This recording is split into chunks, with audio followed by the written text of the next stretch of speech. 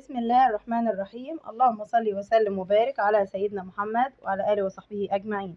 أهلا بكم يا حبايبي في قناتي توأم روحي، حبيبة قلبي بوسي.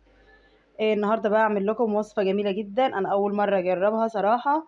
هعمل بقى صينية بطاطا كده، بس هنعملها بقى بمكونات جميلة جدا صراحة. هي أختي اللي قالت لي عليها، الله يبارك لها يا رب، أختي الكبيرة بقى، الشيف الكبير بقى بتاعنا.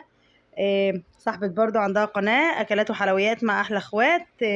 اللي يحب كده يشوف وصفاتها يدخل بقى كده على قناتها، جميلة جدا وهتعجبهم بإذن الله. أنا بقى معايا بطاطا كده مقشراها، المتوفرة عندك، يعني دولت حوالي كيلو ونص 2 كيلو زي ما انتي المتوفر عندك. معايا بقى شوية مكونات حلوين جدا هيخلوها طعمها جميل.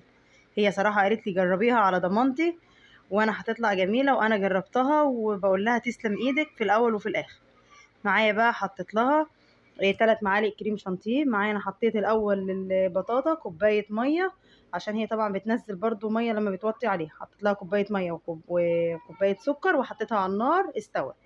استوت خالص وطلعتها بقى، بدات اهرس فيها بالهراسه. معايا بقى 3 معالق قشطه، معلقتين سمنه بلدي كده، معايا كوبايه لبن. دلوقتي هندوب فيها 3 معالق كريم شانتيه، وبعدين نحطها بقى نقلبها عليهم. بس في الاول جبت السمنه كده البلدي وهي سخنه، سيحتها بقى فيها، ادتها لمعه كده وجميله، ونص كوبايه جوز هند زي ما انت عايزه كده تحطي. ودولت معلقتين قشطه، ده وش اللبن اللي كان عندنا بنحوشه كده من اللبن. وقلبتهم بقى عليها كده وهي سخنه، ساحوا بقى كده ودبوا فيها وبقوا زي العسل.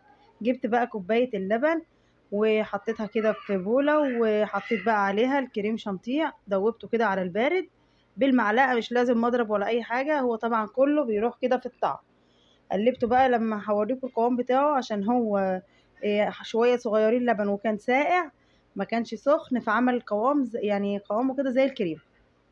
قلبته بقى كويس، وبعدين هقلبه بقى على البطاطا دي، وخلاص بقى كده نعجنها فيها. هي ما خدتش ازيد من كوبايه، ما تكتريش السائل بتاعها عشان تطلع كده متماسكه وتبقى حلو. بصوا بقى وانا بقلبه، هو كده شكله جميل جدا، كانه كريم شانتيه والله، معمول بالمضرب الكهرباء. كان عايز شويه، بس قلت مش مستاهله، كده كده هيدخل الفرن، مفيش حاجه يعني هتتحط بقى في تلاجة ولا حاجه. قلبته بقى عليها، وبعدين هعجنها بقى كويس جدا. اهرسي بقى كويس خالص بالهراسة، وخليها تستوي جامد عشان ما تاخدش وقت معاكي وانت بتهرسيها. اشتغلي بقى كده حلو جدا زي ما انت شايفة بالظبط قدام. لو وصلتي بقى معايا لحد دلوقتي حطيلي لايك كده وشير وسبسكرايب واشتراك بقى في القناة.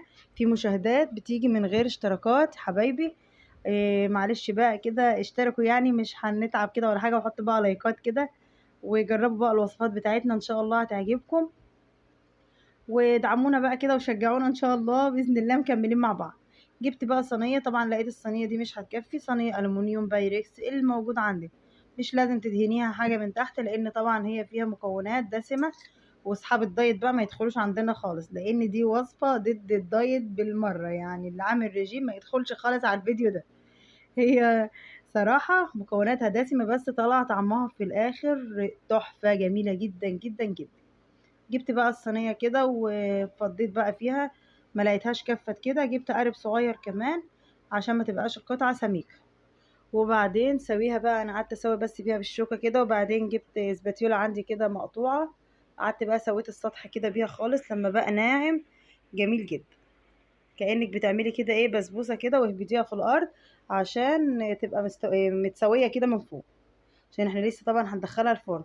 حطيت بقى كده تكايه من عندي، انت ممكن تحطي قطعه زبده من فوق، معلقه كده قشطه. انا بقى حطيت لها شويه جوز هند كمان، خلوا شكلها جميل وطعمها كمان، وريحتها كانت قلبة الدنيا بحالها. كل اللي يدخل يفكرني عامله كحك بسكوت بقى من السمنه البلدي وجوز الهند، كان ريحتها قلبة الدنيا والله.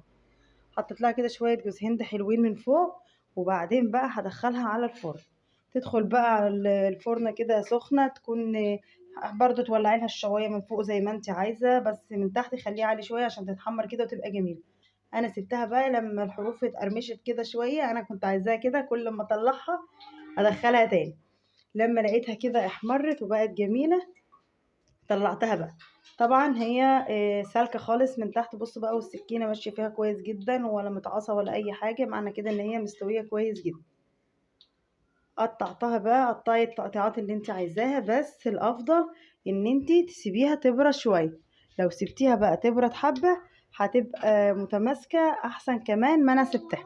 لكن هي كانت جميله. طلعت كده بقى منها الخرط، جميله جدا ومتماسكه. انا قلبالكم واحده كده عشان تشوفوها من تحت. ده القعر بتاعها احمر كده وجميل، وانا كنت محمراه شويه كده عشان تبقى حلوه.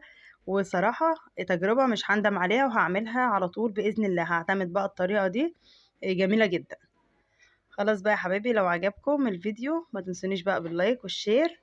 ولحد بقى ما اشوفكم هتوحشوني. انا بس بوريكم كده ان الصينيه كانت نضيفه خالص من تحت، والقعر بتاعها طالع، جميله جدا جدا جدا. يلا بقى لحد ما اشوفكم، هتوحشوني، والسلام عليكم ورحمه الله وبركاته.